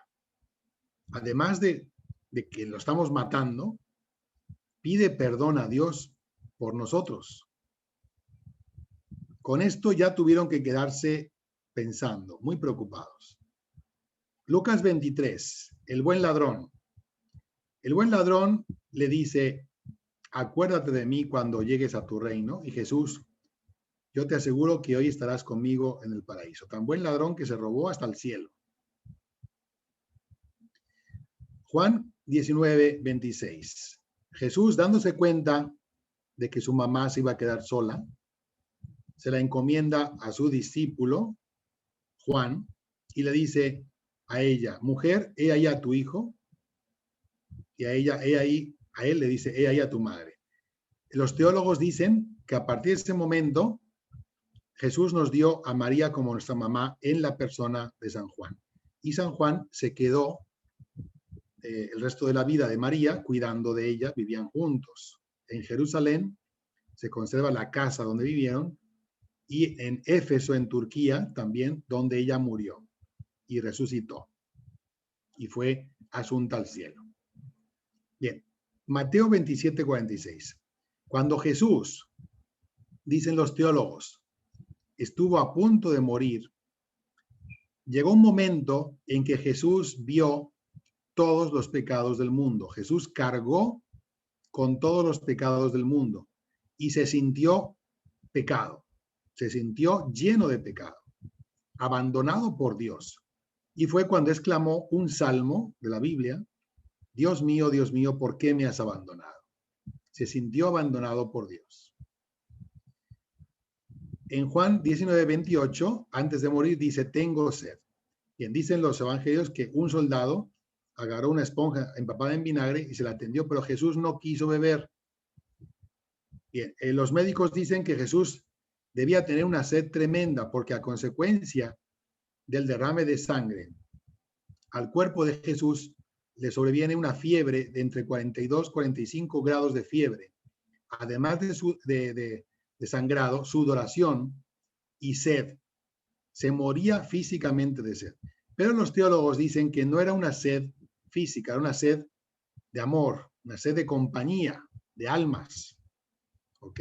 Y la Madre Teresa de Calcuta tiene esta frase como su lema de las misioneras de la caridad: tengo sed, pero de almas, de gente que me quiera. Juan 19:30, todo está consumado. Antes de morir, Jesús dice, todo está cumplido. He cumplido todo lo que estaba predicho de mí. Lucas 23:46, Padre, en tus manos encomiendo mi espíritu. O sea, le encomienda al Padre su espíritu e inclinando la cabeza, entrega el espíritu. Dicen los especialistas que la muerte de Cristo fue debido a un síncope cardíaco o un infarto con derrame hemopericárdico, es decir, que Jesús, cuando su corazón ya no tenía sangre, su corazón estalló, o sea, se paró. Es decir, Jesús nos dio hasta la última gota de su sangre y cuando ya no tuvo más, se paró, dejó de vivir. Dice el Evangelio de Juan 19:34. Uno de los soldados le atravesó el costado con una lanza y enseguida brotó del costado sangre y agua. ¿Esto qué quiere decir? Cuando los soldados tenían la orden de bajar enseguida, de matar a los tres y bajarlos porque al día siguiente era la fiesta más grande del año. No podían estar expuestos los cuerpos según la ley judía. Entonces, para comprobar que Jesús estaba muerto, un soldado le atravesó el costado directo al corazón. Bien, esta es la trayectoria debajo de la quinta vértebra. Los soldados romanos ensayaban en el servicio militar un golpe debajo de la quinta vértebra, que es un camino directo al corazón. Estas son lanzas romanas, es una cabeza de lanza romana de 4,5 centímetros de ancho. Esta es la lanza que atravesó el costado de Cristo, se conserva en Armenia, en el Miasín, y después le hicieron la cruz en su interior. Este es el reguero de sangre y de agua que se conserva en la sábana santa. Y aquí está la herida que tiene la misma medida, 4,5 centímetros de la lanza. Bien, y aquí está la sangre y aquí está el agua. Bien, los médicos. ¿Cómo explican los médicos la sangre y el agua? Los médicos dicen que cuando el corazón ya no tiene más sangre, lo que sale es el líquido linfático, es como un líquido acuoso que rodea el corazón y que está dentro del cuerpo, además de la sangre, entre los músculos, ¿ok? Es un líquido de alimento y de refresco. Bien, eso es la prueba de que Jesús nos dio hasta la última gota de su sangre. También los teólogos dicen que es el símbolo de la Eucaristía, su sangre, y el agua del bautismo. Es el símbolo de los sacramentos. Esta es una representación, una escultura que hizo Miñarro, un escultor, para representar cómo estaría Jesús después de muerto y de la lanzada. Evangelio de Juan 27. En el sepulcro también estaba el lienzo que habían colocado sobre la cabeza de Jesús, pero no estaba con las vendas, sino doblado y colocado aparte. Es decir, San Juan, cuando regresa al sepulcro el domingo, se encuentra y habla de un lienzo, una tela que se colocó en la cabeza de Jesús. Bien, esto significa que Jesús, después de estar 3 horas muerto en la cruz, hasta que lo bajaron, pasaron otras 3 horas. O sea, no podían bajar el cuerpo de Jesús sin permiso de Pilatos, así como el juez que da permiso de levantar el cuerpo. ¿Ok? El Evangelio dice que José de Arimatea fue con Pilatos, le pidió el cuerpo de Jesús y Pilatos, después de admirarse de que muriera tan rápido, se lo concedió. Entonces regresa con el permiso de Pilatos y bajan el cuerpo. Pero después de 3 horas. O sea, Jesús estuvo 3 horas vivo y 3 horas muerto colgado en la cruz. Bien, cuando él muere, la familia le colocó un pañuelo en el rostro. ¿Por qué? Porque Jesús estuvo en la cruz completamente desnudo. La tela que le ponen los artistas a Jesús no la tuvo. Era parte del escarmiento, del castigo. Todos los hombres y mujeres estaban completamente desnudos. Entonces, para taparle la identidad a Jesús, le pusieron un pañuelo en la cabeza hasta que lo bajaron. Ese pañuelo se conserva. En la ciudad española de Oviedo, mide 84 por 53 centímetros. Ese es el sudario de Oviedo y tiene manchas de sangre que coinciden en el grupo sanguíneo y en la forma de las manchas con las huellas de la sábana santa. Aquí está el doctor Baiman Bolone de la Universidad de Milán, que confirma el mismo grupo sanguíneo que en la sábana santa. Y aquí está el estudio de las manchas del sudario de sangre que tenía, sobre todo en la zona de la nariz y de la boca, que coinciden con la sábana santa. Bien, llegó el descendimiento. Los 4 evangelios hablan de esto. Dice, al caer la tarde llegó un hombre rico llamado José, originario de Arimatea, que también se había hecho discípulo de Jesús. José de Arimatea era un miembro del Sanedrín, era un judío, pero que era un discípulo de Jesús en secreto, como Nicodemo. Había 2 judíos del Sanedrín que eran discípulos de Jesús en secreto por miedo a los judíos. Este José de Arimatea se presentó a Pilato, le pidió el cuerpo de Jesús y Pilato mandó que se lo entregara. Llegó también Nicodemo y entre los 2 se llevaron el cuerpo de Jesús. Lo envolvieron en una sábana limpia y con lienzos de lino bien empapados en una mezcla de mirra y aloe, según la costumbre judía, y lo pusieron en un sepulcro nuevo excavado en la roca y taparon la entrada con una piedra. Se cree que el sepulcro era de José de Arimatea, era el sepulcro de su familia y el suyo, y se lo prestó, se lo regaló a Jesús. Bien, es una pintura del Renacimiento que representa cómo transportaron a Jesús, usando la sábana santa. Usaron la sábana para llevarlo al sepulcro y la sangre que tenía Jesús en la cabeza y en la espalda se acumuló en la parte posterior.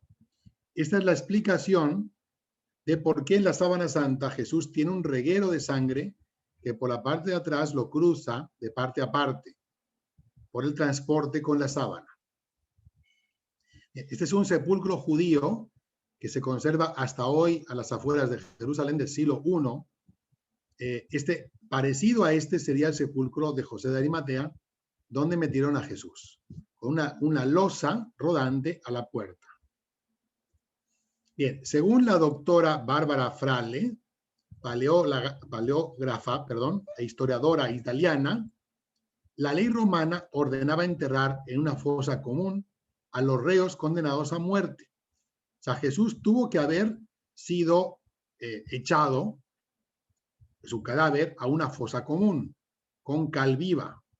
Pero José de Arimatea consiguió el permiso de Pilatos para llevarse el cuerpo y enterrarlo en su sepulcro. O sea, algo especial.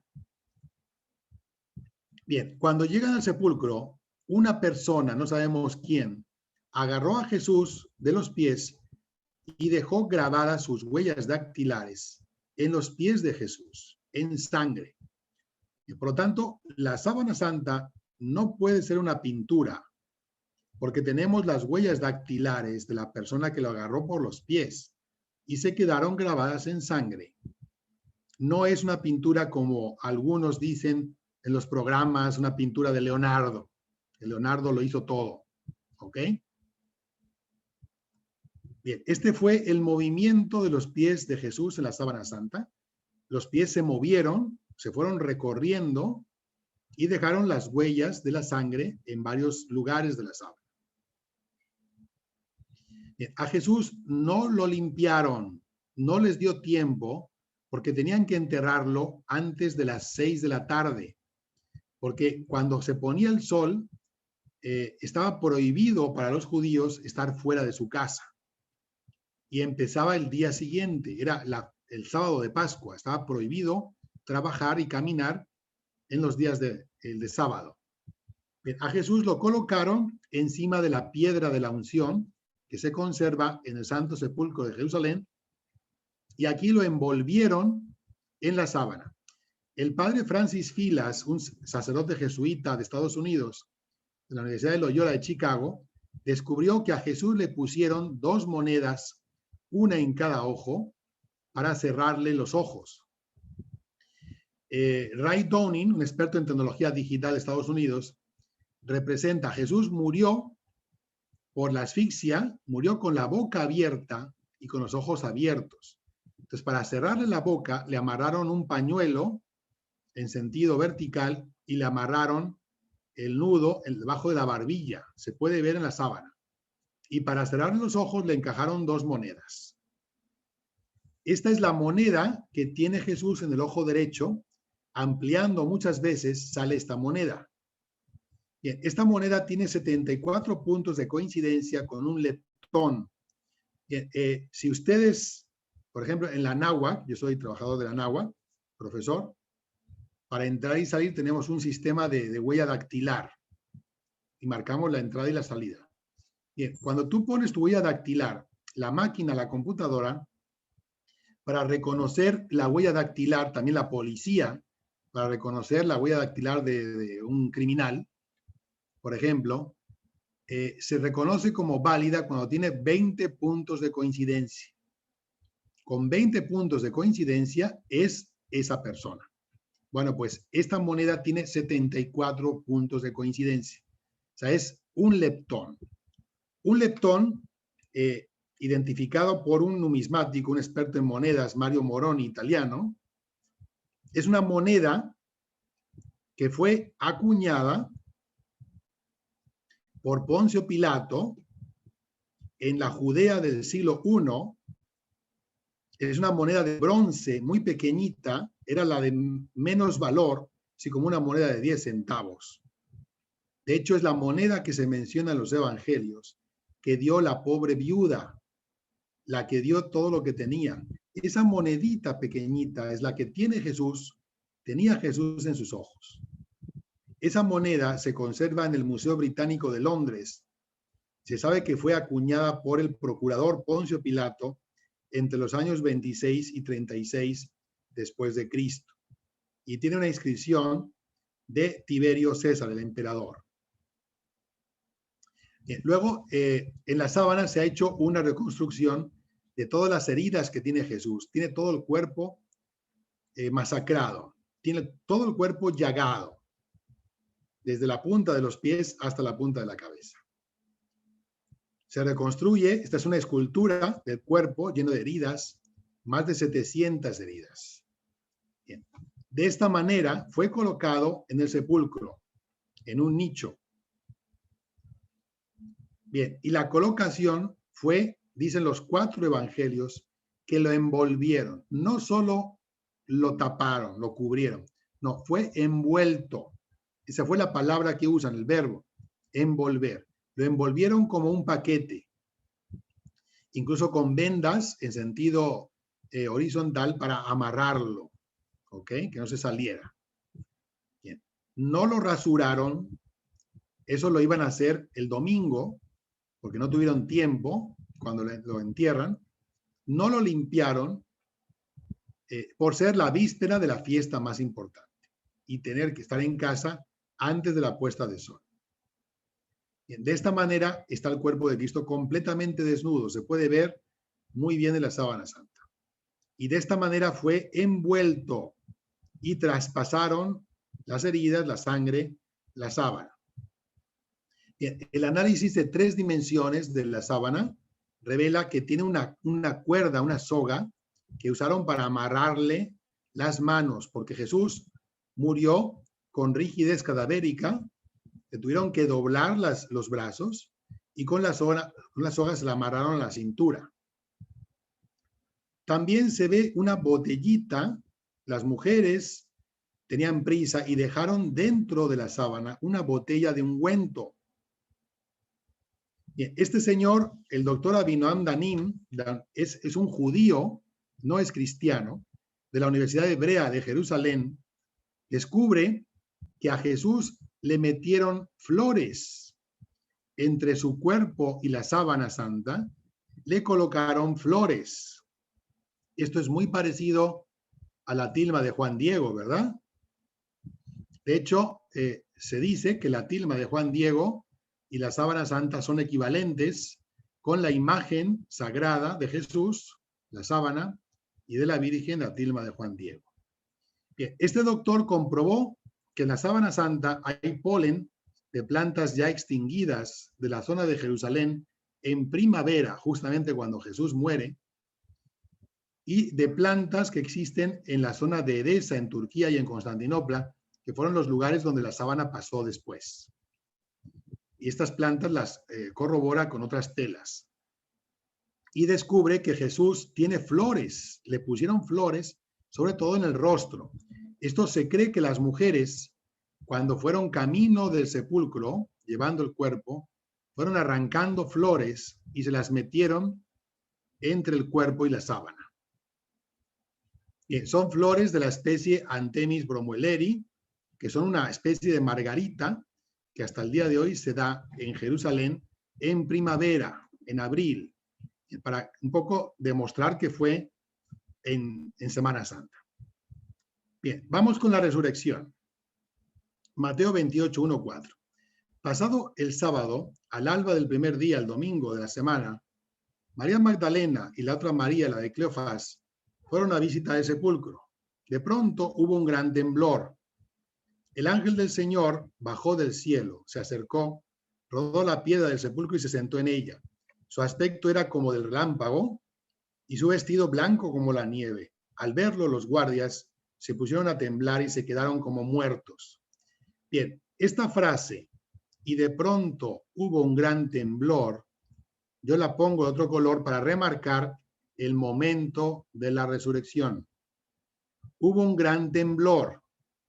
¿Por qué digo esto? Porque los especialistas han descubierto en el lugar del sepulcro, las piedras están resquebrajadas. O sea, se sabe que hubo un temblor en el siglo I, en el momento de la resurrección, y una explosión de luz y calor. El doctor Willard Libby, Premio Nobel de Química, afirma que el cuerpo de Jesús, después de estar 38 horas en una cavidad completamente oscura, se elevó en el aire. Fíjense, flotó en el aire y se convirtió en luz y calor de naturaleza extranatural. Es decir, no hay nada en la naturaleza, ni siquiera un rayo, comparable a la luz y el calor que sacó el cuerpo de Jesús en el momento de la resurrección. La intensidad de esa luz y calor es equivalente a 3 bombas atómicas, alcanzando una temperatura de 1.300.000 grados. Pero durante muy poco tiempo, 2 décimas de segundo, de manera que quemó esta radiactividad que se produjo en la explosión de la resurrección, quemó solamente el interior de la sábana. Por fuera no se ve nada. Son 3 milésimas de milímetro, 3 micras. Y el cuerpo de Jesús desapareció y la sábana se desinfló y cayó al fondo del sepulcro. Esto es lo que dice un premio Nobel de Química, Willard Libby. Este señor, fue el que inventó la prueba del carbono 14 y sale en revistas muy prestigiadas, y el doctor Pretus Sons, experto de análisis 3D de la Universidad de Ámsterdam, demuestran que el cuerpo estaba flotando sin tocar la tela ni tocar el fondo del sepulcro. ¿Por qué? Porque las marcas que aparecen en la sábana santa están a la misma intensidad, tanto las de la espalda como las del frente. Si el cuerpo de Jesús hubiera estado reposando en el fondo del sepulcro, por efecto del peso, estarían más fuertes las marcas de la espalda por el peso, pero no están a la misma intensidad las marcas del frente que de la espalda. Por lo tanto, físicamente hablando, Jesús estaba volando en el aire en el momento de la resurrección. No había gravedad. El doctor Bernardo Ontanilla, cirujano plástico de la Universidad de Navarra, descubre en el 2020 que Jesús estaba vivo en el momento de la formación de la imagen. Es decir, Jesús resucitó, estaba vivo en el momento de la explosión de luz y calor. ¿Por qué? Porque hay signos de actividad muscular de una persona que se está levantando. Si ustedes ven, esta es la escultura de Jesús en el momento de la resurrección. Jesús está como levantando, está incorporándose, ¿ok? Y tiene surcos. Él es experto cirujano plástico, tiene surcos como arrugas cuando una persona se está levantando y está apoyando el pie derecho para levantarse. Por lo tanto, Cristo fue literalmente fotografiado por esa luz y calor que se grabó en la sábana en el momento de su resurrección, cuando él se está levantando. El doctor Paul Vignon de la Universidad de la Sorbona de París dice que a Jesús no pudieron robarlo, como dicen los judíos hasta el día de hoy y algunas otras personas que no creen en Cristo. Dicen que a Jesús lo robaron en la noche los discípulos. Dice el doctor Vignon, eso es imposible. ¿Por qué? Porque si el cuerpo de Jesús lo hubieran robado, hubieran separado la tela de las heridas. Y al separar una tela donde la carne, la sangre está pegada, hubieran separado cachos de carne, sangre. Y esas huellas no existen. El doctor Vignon dice, no hay huellas de separación. Por lo tanto, la única explicación es que el cuerpo de Jesús tuvo que desaparecer, porque no hay huellas de separación de tela sobre heridas. El cuerpo desapareció. Y la sábana apareció desinflada sin deshacerse. O sea, Jesús no deshizo la sábana, la atravesó, se desmaterializó. Eso es lo que da a entender San Juan. San Juan 23:8 estuvo ahí, estuvo en el momento del sepulcro, del entierro, y estuvo 2 días después con Pedro. Dice el mismo San Juan, Pedro y el otro discípulo, Juan, fueron rápidamente al sepulcro. Salieron corriendo los dos juntos, pero el otro discípulo se adelantó a Pedro y llegó antes que él. ¿Por qué? Porque Juan era más joven, corría más. Pedro, más viejito, llegó después. Al asomarse al interior, comprobó que los lienzos de lino yacían allí. Lienzos de lino son las telas de lino. Era la sábana, las vendas, el pañuelo de la cruz, etc. Pero no entró por respeto al Papa, a Pedro, no se vaya a enojar, ¿no? Siguiéndole los pasos, llegó Simón Pedro, que entró al sepulcro y observó que los lienzos de lino yacían allí. Entonces entró también el otro discípulo, el que había llegado primero al sepulcro, y dice 3 palabras: vio y creyó. Fíjense, San Juan era el discípulo amado de Cristo, pero no lo creyó. Vienen las mujeres diciendo que había resucitado. No lo creyó. Se fue corriendo con Pedro a ver si era verdad. Y solo hasta que vio la sábana desinflada en la misma posición que la dejaron, pero sin el cuerpo, no la habían desamarrado, por lo tanto tuvo que haber atravesado, tuvo que haber resucitado. San Juan, muy santo y lo que quieran, pero hasta que vio, creyó. Y esto es muy humano, ¿eh? Esto nos pasa a todos. Hasta que vemos, hasta que sentimos, creemos. Medidas de la sábana. La sábana mide 4,36 de largo por 1,10 de ancho y pesa 1 kilo 123 gramos. Está hecha de lino. Este es el positivo y el negativo. El color original del lino es amarillento y las huellas que dejó Jesús son huellas de la quemazón de la resurrección. Aquí se ve el frontal y el dorsal. Aquí es cómo estaría Jesús y cómo quedó en la sábana.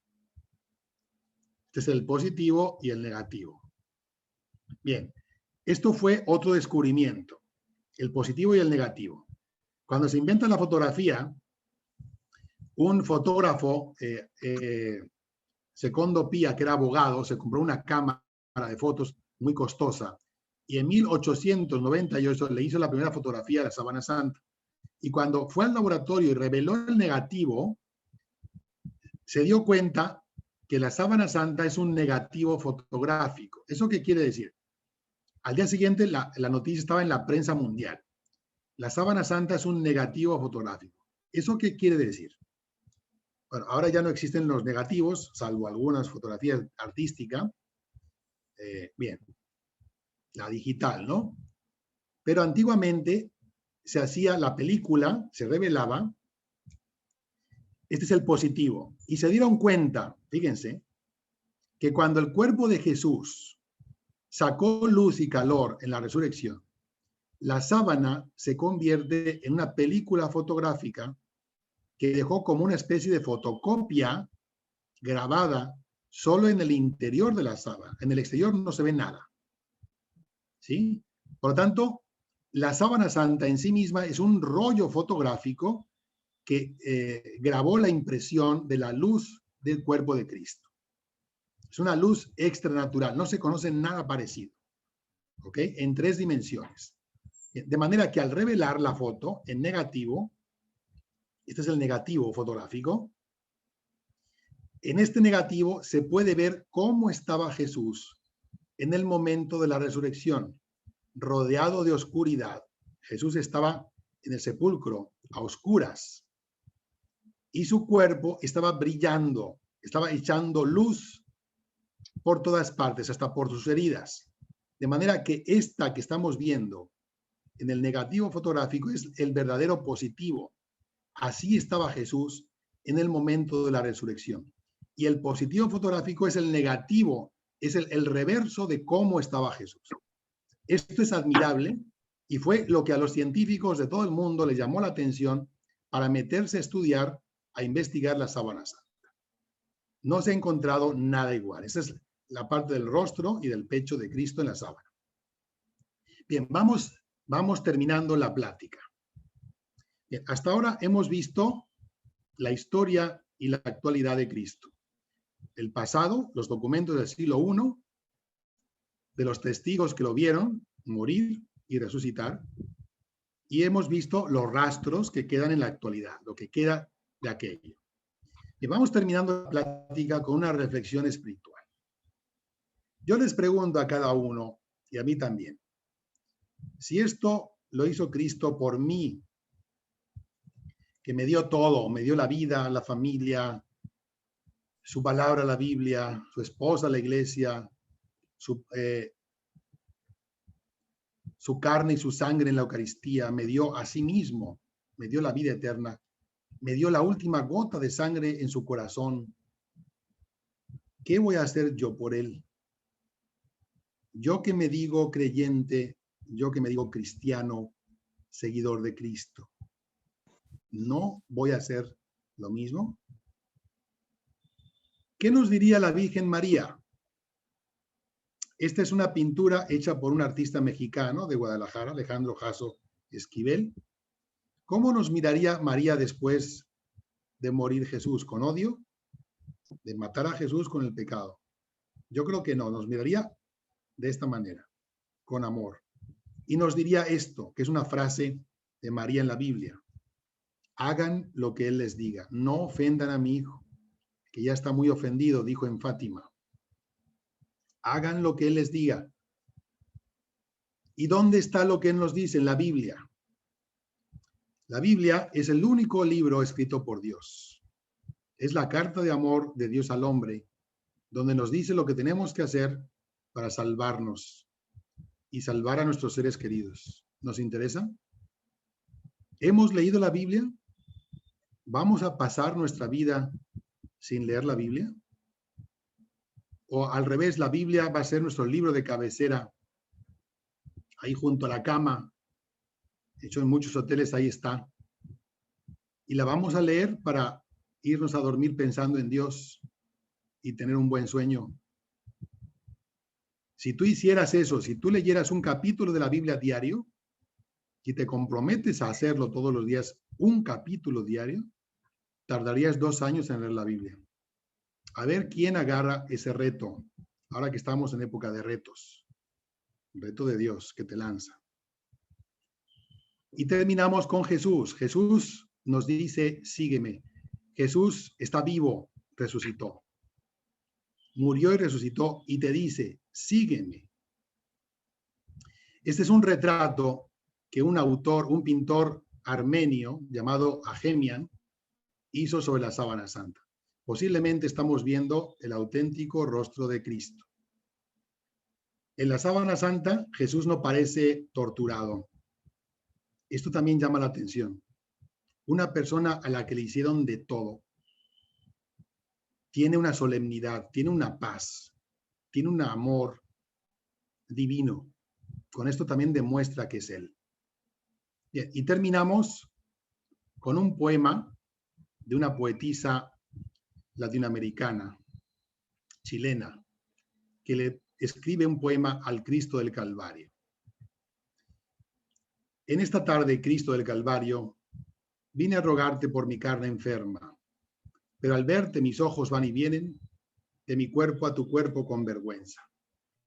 ¿Cómo quejarme de mis pies cansados cuando veo los tuyos destrozados? ¿Cómo mostrarte mis manos vacías cuando las tuyas están llenas de heridas? ¿Cómo explicarte a ti mi soledad cuando en la cruz alzado y solo estás? ¿Cómo explicarte que no tengo amor cuando tienes rasgado el corazón? Ya no me acuerdo de nada. Huyeron de mí todas mis dolencias. El ímpetu del ruego que traía se me ahoga en la boca pedigüeña. Y solo pido no pedirte nada, estar aquí junto a tu imagen muerta e ir aprendiendo que el dolor es solo la llave santa de tu santa puerta. Amén. Bien, pues estas son las referencias que he usado para la conferencia y termino con una invitación. Soy fundador de un apostolado junto con otras personas que se llama Difusores de la Fe. Si te interesa esta plática, la puedes bajar, la puedes dar, incluso usar libremente y puedes aprender porque tenemos 150 temas, 150 pláticas que ya hemos dado. Están subidas al Facebook, al Twitter, a SlideShare, LinkedIn, YouTube, WhatsApp. Tenemos un grupo activo que comparte y difunde la fe. Los tesoros de la fe, que muchas veces están escondidos, están enterrados, y necesita de manos cristianas que los saquen para que la gente los valore y vea, compruebe que Dios está con nosotros siempre. Bueno, pues muchas gracias a todos. Y no sé si hay, bueno, en la conferencia se está grabando y se la puedo compartir después al que quiera, ¿ok? La voy a subir por lo menos al YouTube para que también de ahí la puedan bajar. Bueno, no sé si alguna pregunta, comentario, no sé si hay tiempo para esto. Sí. Adelante. Y si hay tiempo, muchísimas gracias, doctor Begué. Te agradecemos infinitamente tu generosidad. Es poco lo que uno puede añadir, pero sí quisiera escuchar si alguno tiene alguna aportación, alguna pregunta, aprovechar la generosa disposición del doctor para contestar nuestras dudas en este maravilloso catecismo y estudio bíblico que nos dio en forma viviente el doctor Begué. ¿Hay alguno que desea hacer alguna pregunta? ¿Alguna aportación? Aprovechen 2 por 1. Exactamente. Rafael. Buenos días. Antes que nada, muchas gracias, doctor. Gracias por este tiempo.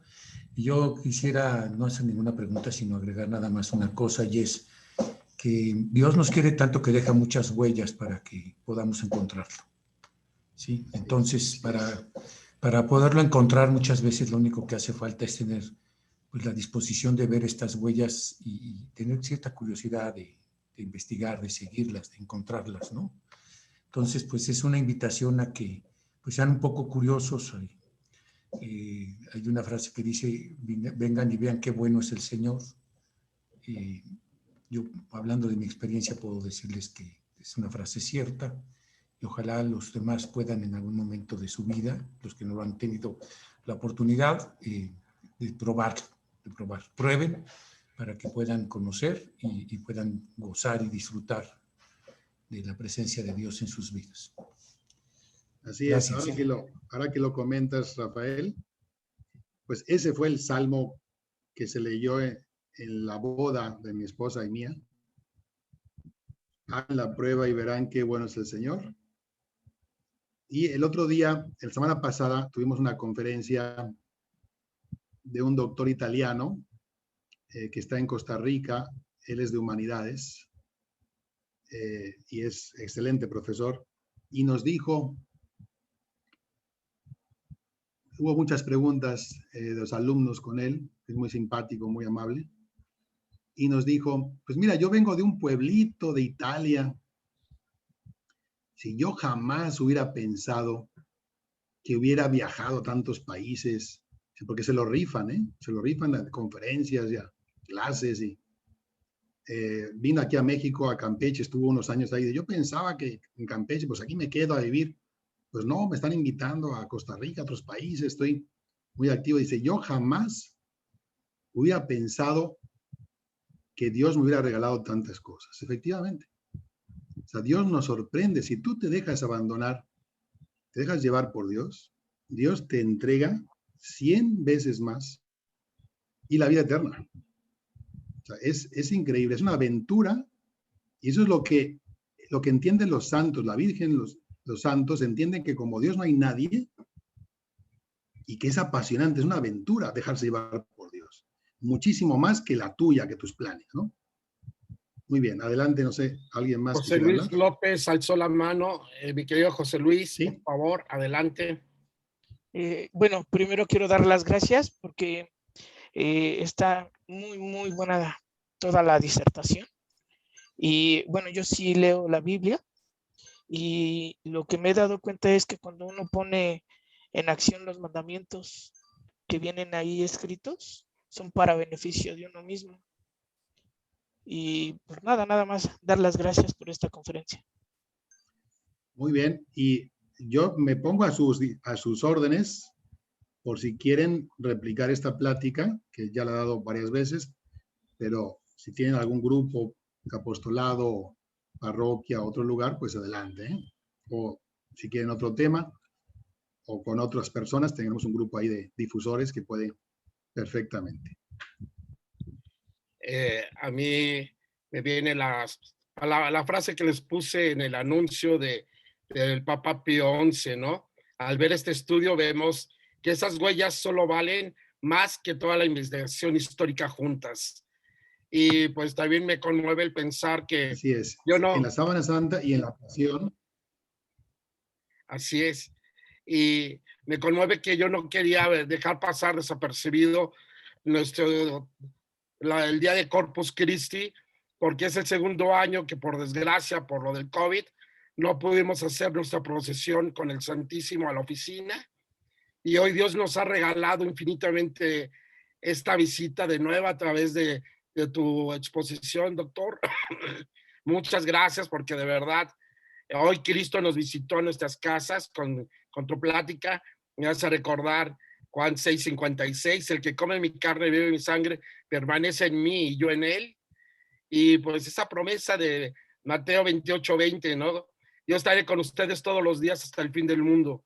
Y esta plática pausada, exquisita, con tanta finura de detalles, que no muestra más que otra cosa que la finura del amor de Cristo a nosotros, es la visita que nos ha hecho Dios. Y así como lo llevamos de procesión a la oficina, de verdad que estoy conmovido de que hoy Jesús fue el que vino a hacer la procesión con nosotros a través de tu plática.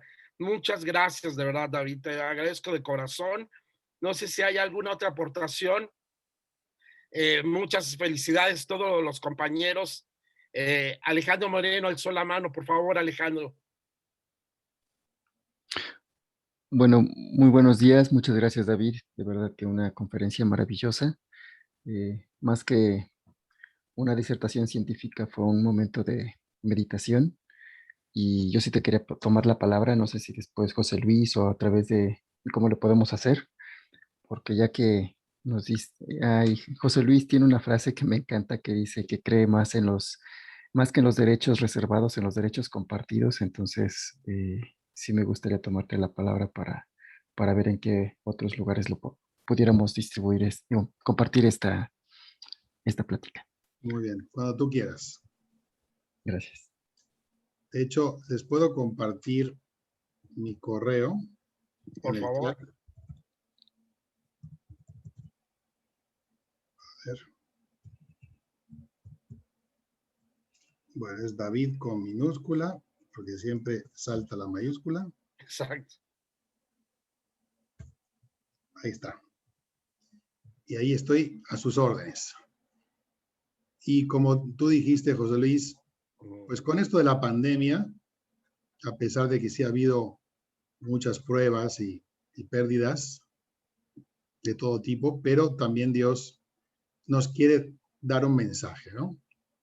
Que Él siempre está con nosotros y que lo más valioso no es esta vida, que esta vida es vivir para los demás y dar todo, y lo que cuenta es la otra, ¿no? La conversión y estar cerca de Él, y Él está haciendo todo lo necesario para que regresemos a Él, por las buenas o por las malas muchas veces, ¿no? Como Sí. aquellas personas que no quieren escuchar su mensaje. Pues no sé si hay alguna otra aportación, algún otro comentario. Emilio Planas, también nuestro director, junto con Rafael, nos describe que fue una presentación muy completa. Te agradezco también muchísimo. Y pues si no hay alguna otra aportación, aquí les comparto a nuestro querido David, que pues como yo les digo, yo creo en la amistad de aquí a la eternidad. Así que les comparto a mi amigo David Begué, que también lo conocí por casualidad, sabiendo que el mundo no está poblado por personas desconocidas, sino por amigos que no habían sido presentados. Y pues ya empecé a oír hasta el acento yuca de mi querido David, ya veo que se le sale su acento yucateco, adoptado. Así que Eli te agradece mucho. Eli es nuestra consejera espiritual junto con Alejandro Moreno. Así que muchísimas gracias, de verdad, David. Esperemos que de aquí también salgan muchos frutos, que estoy seguro que así será, y mucha gente que te demos data o que seamos cómplices tuyos en este apostolado tan hermoso que tienes. Sin más. Pues muchas gracias a ti. Muchas gracias a ti por tu tiempo. por la invitación. Mil Y gracias. cuando quieran, ¿eh? Ahí está, Bueno. ahí está ya el dato completo de David. Diríjanse directamente con él. Y mil gracias por tu generosidad. Excelente semana, que Dios te bendiga. Y pues a reflexionar toda esta semana, a ver la grabación para que pues puedan ustedes tener reflexiones personales. Que Dios les bendiga. Hasta luego, David. Hasta luego. Excelente semana a todos. Muchas gracias. Hasta luego. Que Dios les bendiga.